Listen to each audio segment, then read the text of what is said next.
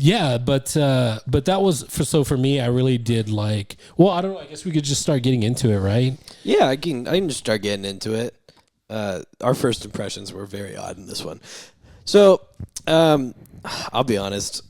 The way that my brain wants to talk about this movie is very quick. Okay. Tilda Swinton is like a story analyst, but with a weird title. I don't remember exactly what her title is, but she's just a story analyst. She's good enough at what she does that people will listen to her talk on stage. Yes, that is this. The ice cream man. Yeah, it scared me a little bit. But yeah, she like goes and does talks and stuff and is really into like mythology and oh yeah, that's kind of her thing. And apparently she also like got a weird artifact from somewhere recently. And she's seen an aberration. Yeah. Which I don't think they do anything with that. They're all jinns, spelled D-G-I-N-N, which is just a funky way of calling genies. Yeah, that's what they are. Oh, okay. But she sees like 2 or 3 of them before Idris Elba shows up as a massive dude. Massive dude. He was wasn't he like the world's hottest man? Yes. One year and people was. Exactly. When did he lose? The next year they picked a different one. No, they were wrong for that. Yeah. He'll always be the hottest man in the world in our hearts. His voice, ugh. Seriously. He's Knuckles the kid. Come on. Come on. He's in one of the best movies of all time. Yeah, a top 3 movie. Exactly. For some. For others, for a top most 20. People. Yeah. I'd say like 95% of people. So, yeah, it's also important to know that Tilda Swinton's been divorced, and she's got a really weird name. And she really loved the dude, and the dude did not love her back and cheated on her, I think, is what that was, right? Yeah. She was like and, the thing. And she, like a normal person, locked up all her feelings and desires. Literally into a box with his name on it in her basement. Yeah.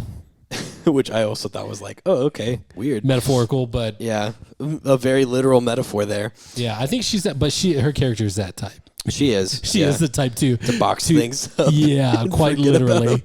Yeah. So she's the type to imagine her feelings in the box as she closes it and being like, okay, I'm putting this away for now. Yeah. So Idris Elba shows up and goes, oh, sorry, I'm not normally this massive and muscular and naked. And goes, yeah, I'm a genie, and you are my true love, but not true love. And I owe you 3 wishes. And you know the regular genie stuff. But he's like begging for him, like the Dave Chappelle crackhead. Like, yeah, he's like, I need you to make 3 wishes, and they have to be your heart's desire. Give me some more of those wishes. Yeah. And she goes, I'm a story analyst. I know how this goes. Yeah. I'm going to wish for things, and things are going to go horribly wrong, and I'm going to regret it. So, no thanks. And so he just starts telling her his life story, which she's you could tell she's been jaded by the world. It's like, I have everything that I want, so I don't really need anything.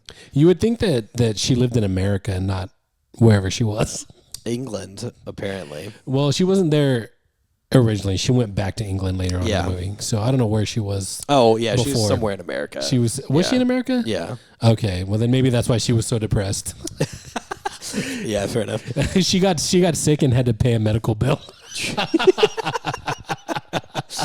I wish for this medical bill to be paid. Dude, could you? You got 2 more wishes.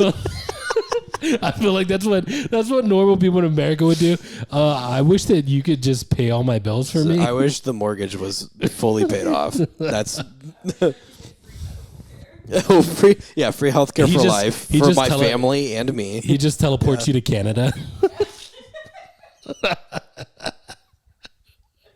He's like, okay, cool. You're moving to Canada. Hey, that was an easy one. Honestly, yeah. No, you get deported. Once they find out you're American, they're like, no, you're not welcome here. Go back to your... You should have wished for your squalor. I think so. Anyways. Yeah, he's like, you got 3 wishes, make them good. Yeah, and she's like, no, I don't want to do that. And he goes, no, please, you don't understand. And then starts telling his life story. And his life story was basically that he is a jinn, which is just like a race of special people. And Jin stands for giant simp. Yeah. The D stands for giant. The J stands for simp. And the I and the NN is just the rest it's of it. It's like GIF. Oh, I got you. Yeah. The G stands for giant. The G stands for the DJ stands for giant. Giant. Exactly. So he was just like kind of a regular dude, sort of, not really, and was in love with the Queen of Sheba, and she was in love with him, and then some other dude showed up and was like, I want to marry you. To be fair on that one, I think everybody was in love with the Queen of Sheba. She was very pretty. Yeah, she was gorgeous. And also, everybody was trying to get with her. Yeah.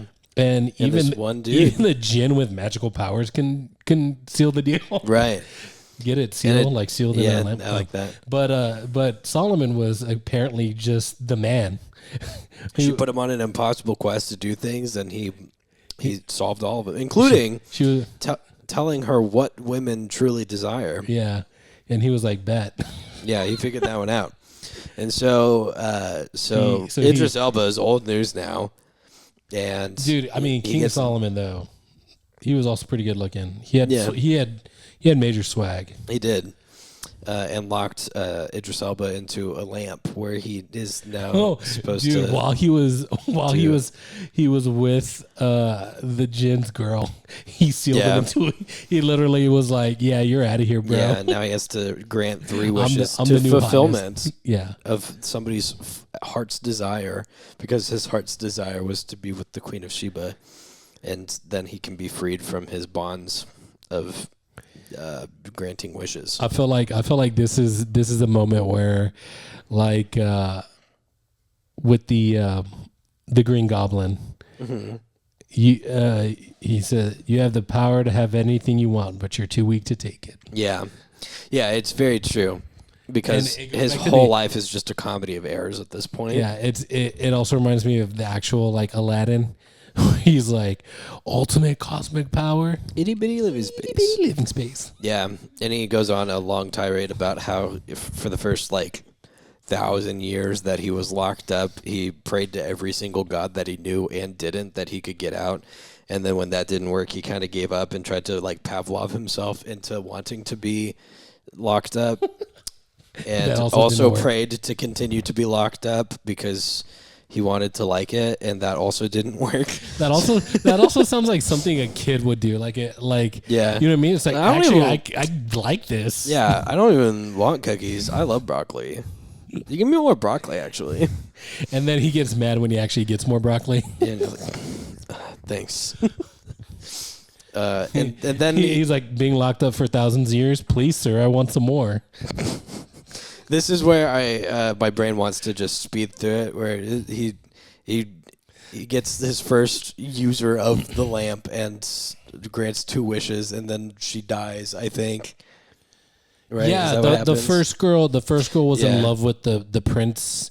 This is all taking place in ancient Ottoman Turkey. I'm gonna be honest with you, I have no idea. No, it is ancient Ottoman Turkey. Turkish, the whole time too. Yeah, that's where he is. Yeah. And so the first girl was in love with the prince, and she was like, make him, make him love me. Yeah. And then her second wish is that she wanted to carry his baby, and then he got murdered, and he was like, please wish to save yourself, and then she gets murdered, and he's bound to. That would have been the easiest wish to make in that moment, but she was just like, "Yeah, she was just trying he's not to dead." Do something about it. I don't know. She's kind of stupid, to be honest. And then she got trapped again. She should have been the third girl who wished for knowledge, and maybe she wouldn't have been so dumb as to not make a third wish. Yeah, the second one I forgot. Was it another girl that he was madly in love with? Yeah, it was a girl who was very young and made the bride of a really rich old white guy. Right. There was 2 older wives, and they were mad about this young, and I think she was foreign too. She wasn't even their ethnicity, which we all know is not okay. Right. Just kidding. Just kidding. No, and so she. Why'd you cut to me for that one, huh? Obviously, she was the. It does. Switch that to you and your sus. This is my tea, sis. But yeah, so the second old rich white guy took the young bride, and basically she was literally just a slave. She was locked in the room the whole time. I also don't remember what she wished for. Knowledge. She wanted knowledge. No, this was later. That was like one of the last ones. Because there was like this like one dude who liked really big girls and his brother. No, that was continuation from the first girl. So the first girl, he made her find a place to hide the bottle where he was so that nobody else could take control of it. Right. But she died before she made her third wish, so he was stuck, trapped in the bottle underneath that floor pile. Yeah. And there was a young prince who was sensitive to the jinns and that kind of stuff. So he was trying to influence him to find the bottle. Mm-hmm. He found a different bottle later on. He was a mad drunkard, just always getting drunk. Shout out drinking. Yeah. I mean, I don't do it, dude. Like, this is the kind of guy he only drinks to get drunk. So like, if you put in modern times, he's just pounding back Four Locos. Yeah. He's not interested in flavor, taste. He just wants to get drunk. Yeah. No, he's not even Four Locos. He's what is that?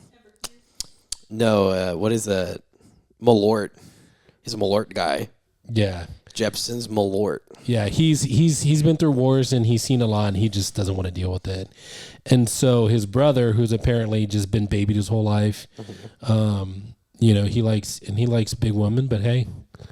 Yeah. The more, you know what I mean? Yeah, but he arguably liked big women a little too much.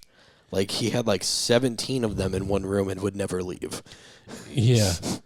At first he was scared of like procreating, I think. They were just like, you need to have a child. Yeah. And he was like, no, but and then he found a love for big women and was like, This is all I want. He didn't need a genie. He was living his dream. He really didn't. He really didn't need a genie at all. And his favorite one, she got to a place of power and she was able to just go wherever she wanted. Yeah. She started bathing in that back area where the bottle was. And then she slipped. And broke the tile where the genie's bottle was. And then, and found the bottle, released Idris Elba, and he went, please make 3 wishes, anything right now, please. And she was like, no, fuck you, demon, and chucked the bottle, I think.